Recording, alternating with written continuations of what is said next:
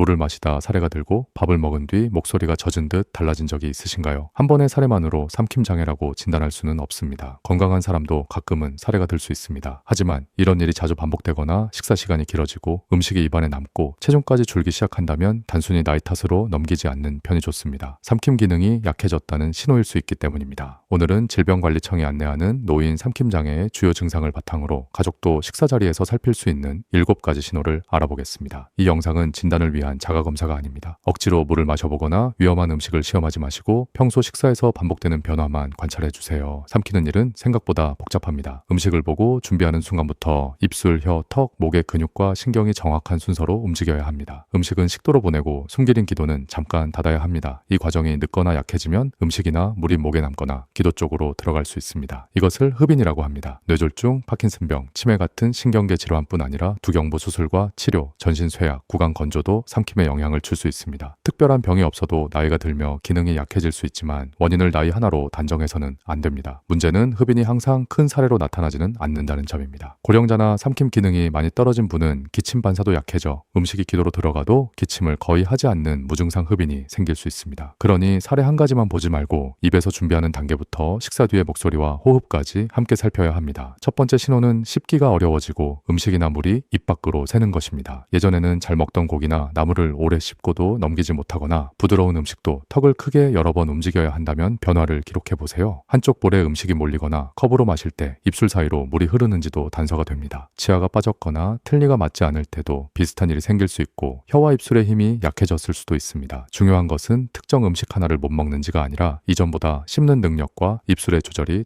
달라졌는지입니다. 자게 썰기만 하면 언제나 안전한 것도 아닙니다. 흩어지는 음식은 오히려 입과 목에 남을 수 있으므로 음식 형태는 개인의 삼킴 단계에 맞춰야 합니다. 두 번째는 삼키기 시작하기 어렵고 음식을 입안에 오래 머금는 것입니다. 숟가락을 넣은 뒤 한참 동안 씹기만 하거나 삼키라는 말을 들어야 겨우 넘기는 모습이 반복될 수 있습니다. 입안이 지나치게 마르거나 혀와 입술의 힘이 약해졌을 때 또는 인지 기능과 각성 상태가 떨어졌을 때 나타날 수 있습니다. 졸리거나 의식이 흐린 상태에서는 삼킴 반응이 더 늦어질 수 있으므로 억지로 음식이나 물을 먹이면 위험합니다. 보호자는 서두르게 재촉하기보다 한 입을 안전하게 삼킨 뒤 다음 숟가락을 들이고 평소보다 시작이 늦어졌는지 살펴보세요. 갑자기 이런 변화가 생겼다면 원인을 확인해야 합니다. 세 번째는 침을 자주 흘리거나 입안의 침을 다루기 어려워지는 것입니다. 침이 많아서만 생기는 일은 아닙니다. 입술을 다무는 힘이 약해졌거나 혀가 침을 목적으로 보내는 움직임이 줄고 침을 삼키는 횟수가 적어졌을 때도 나타납니다. 베개가 자주 젖거나 말할 때 입가에 침이 고이고 식사 전부터 침을 흘리는 변화가 생겼는지 보세요. 침도 음식과 마찬가지로 기도로 들어갈 수 있습니다. 특히 입안이 청결하지 않으면 침 속 세균이 함께 들어가 폐렴 위험에 영향을 줄 수 있으므로 식사를 하지 않는 분도 구강 청결이 중요합니다. 다만 침 흘림 하나만으로 원인을 단정하지는 마십시오. 네 번째는 음식이나 물이 코로 역류하는 것입니다. 정상적으로 삼킬 때는 입천장 뒤쪽이 올라가 코로 통하는 길을 막습니다. 이 움직임이 충분하지 않으면 물이나 묽은 음식이 코로 새어나오거나 코 안으로 들어가는 느낌이 생길 수 있습니다. 감기에 걸려 코가 막힌 느낌과는 다릅니다. 삼키는 순간마다 코 쪽으로 액체가 넘어가고 식사 뒤 코를 자주 닫게 되는 변화가 반복되는지를 살펴보세요. 이런 증상은 삼킴 과정에 어느 부위에 문제가 있는지 평가할 단서가 되므로 음식만 더 되직하게 바꾸기 전에 의료진에게 구체적으로 알려주는 것이 좋습니다. 다섯 번째는 한 입을 삼키는데 오래 걸리고 여러 번 삼키는 것입니다. 한번 꿀꺽한 뒤에도 목을 계속 움직이거나 한 숟가락마다 물을 찾고 식사 시간이 예전보다 눈에 띄게 길어질 수 있습니다. 같은 모습이 며칠째 반복되는지도 함께 보세요. 먹는 속도가 느린 것 자체는 병이 아닙니다. 하지만 따뜻했던 밥이 늘 식을 정도로 시간이 늘고 먹다가 지쳐 식사를 남기거나 특정 질감의 음식을 피하기 시작한다면 기능 변화를 의심할 수 있습니다. 식사가 길어지면 섭취량이 줄어 체중 감소와 탈수로 이어질 수도 있습니다. 언제부터 얼마나 달라졌는지 한 끼를 마치는데 걸리는 시간을 며칠 기록하면 진료 때 설명하기가 쉬워집니다. 여섯 번째는 삼킨 뒤에도 음식이 입안에 남거나 목에 걸린 느낌이 드는 것입니다. 식사가 끝난 뒤 볼 안쪽이나 혀 위에 음식이 남아있고 말을 할 때 뒤늦게 음식물이 보일 수 있습니다. 본인은 목에 뭔가 붙어있거나 한 입이 내려가지 않은 느낌을 호소하기도 합니다. 같은 음식을 여러 번 삼켜야 편해지고 식사 뒤 자주 목을 가다듬는지도 살펴보세요. 입안에 남은 음식은 다음 호흡이나 침과 함께 기도로 넘어갈 수 있으므로 그냥 방치하지 않는 편이 좋습니다. 그렇다고 손가락으로 깊이 훑어내거나 물을 한꺼번에 마시게 하지 마십시오. 남는 위치와 음식 종류를 메모해 의료진에게 알려주세요. 일곱 번째는 식사 중이나 식사 뒤에 기침, 목매임, 그리고 목소리 변화입니다. 물이나 국을 마실 때마다 콜록거리거나 식사 뒤 목소리가 맑지 않고 물에 젖은 듯 가래 낀 소리로 바뀐다면 음식물이 기도 입구에 남았을 가능성을 살펴야 합니다. 숨과 삼키는 타이밍에 타이밍이 맞지 않아 식사 중 자주 숨이 차는 것도 중요한 변화입니다. 다시 말씀드리지만 한번 사례가 들었다고 모두 삼킴 장애는 아닙니다. 그러나 같은 상황이 반복되거나 다른 6신호와 함께 나타난다면 평가를 미루지 마세요. 반대로 기침이 전혀 없다고 안전하다고 단정해서도 안 됩니다. 무증상 흡입은 겉으로 티가 적을 수 있습니다. 이런 신호와 함께 이유 없이 체중이 줄고 소변량이 줄 정도로 수분 섭취가 부족해지거나 식후 발열과 가래, 반복되는 호흡기 감염이 생긴다면 진료가 필요합니다. 삼킴 장애는 먹고 마시는 양을 줄여 영양실조와 탈수를 일으킬 수 있고 음식이나 침이 기도로 들어가면 흡인성 폐렴 위험을 높일 수 있습니다. 하지만 삼킴 장애가 곧 폐렴이라는 뜻은 아닙니다. 의료진은 병력과 구강신경학적 상태를 살핀 뒤 필요하면 비디오 투시, 연화검사나 내시경 검사로 어느 단계에서 문제가 생기는지 평가합니다. 원인에 따라 음식 형태, 자세, 재활 방법이 달라지므로 인터넷에서 본 운동이나 증점제를 모든 사람에게 똑같이 적용해서는 안 됩니다. 오늘부터 할 일은 3가지입니다. 첫째, 평소 식사에서 7신호가 언제, 어떤 음식에서 얼마나 자주 나타나는지 기록하세요. 일부러 물을 마시게 시험하지 말고 실제 생활만 관찰합니다. 둘째, 한 입을 다 삼킨 뒤 다음 음식을 드리고 졸리거나 의식이 흐릴 때는 억지로 먹이지 마세요. 식사 뒤에는 입안에 남은 음식이 없는지 확인하고 치아와 혀, 틀니를 깨끗하게 관리합니다. 셋째, 변화가 반복되거나 체중 감소, 탈수, 발열, 호흡기 문제가 동반되면 가까운 재활의학과, 이비인후과, 신경과 등에서 상담하세요. 말을 하지 못하고 효과적으로 기침하거나 숨을 쉬지 못하는 심한 기도폐쇄는 관찰할 상황이 아닙니다. 즉시 119에 신고하고 공식 응급처치, 지침을 따라야 합니다. 삼키는 힘도 다른 기능처럼 변화를 일찍 알아차릴수록 안전한 방법을 찾기 쉽습니다. 오늘 식사에서는 무엇을 먹었는지만이 아니라 편안하고 안전하게 삼켰는지도 함께 살펴보시기 바랍니다.